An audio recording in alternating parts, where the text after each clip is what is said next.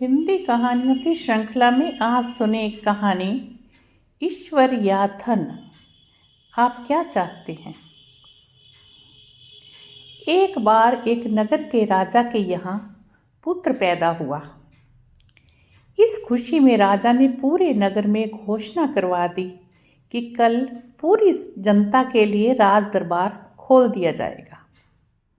जो व्यक्ति सुबह आकर सबसे पहले जिस चीज़ को हाथ लगाएगा वो उसी की हो जाएगी।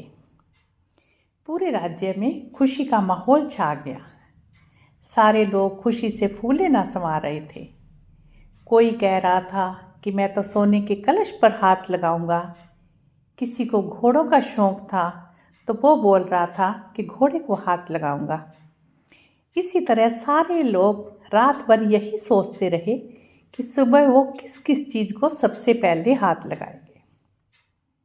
सुबह जैसे ही दरबार खुला, सारे लोगों का राजा ने दरबार में स्वागत किया।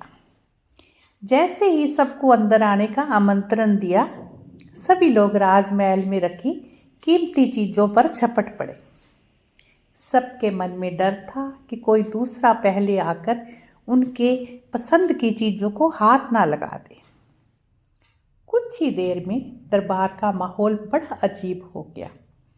सारे लोग इधर उधर दौड़ रहे थे। राजा अपने सिंहासन पर बैठे ये सब देख रहे थे और राजा को बड़ा ही आनंद आ रहा था कि अचानक एक छोटा सा बच्चा भीड़ से निकल कर आया और राजा की ओर आने लगा। राजा उसे देखकर कुछ नहीं समझ पाए कि इतने में बच्चा राजा के नज़दीक आया और उसने राजा को हाथ लगा दिया।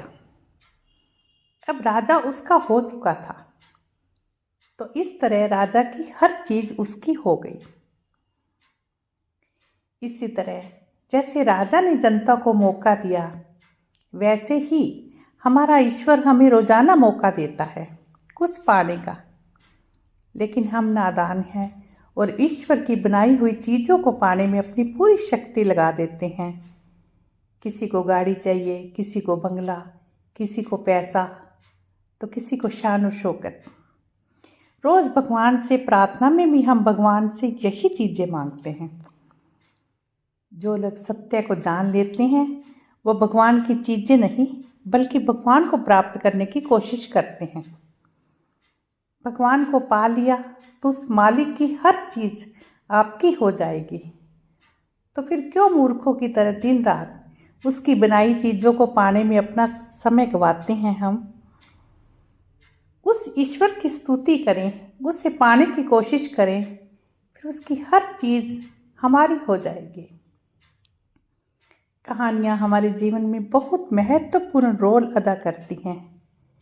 ये कहानी भी आपको एक अच्छी सीख देगी, ऐसी पूरी उम्मीद है।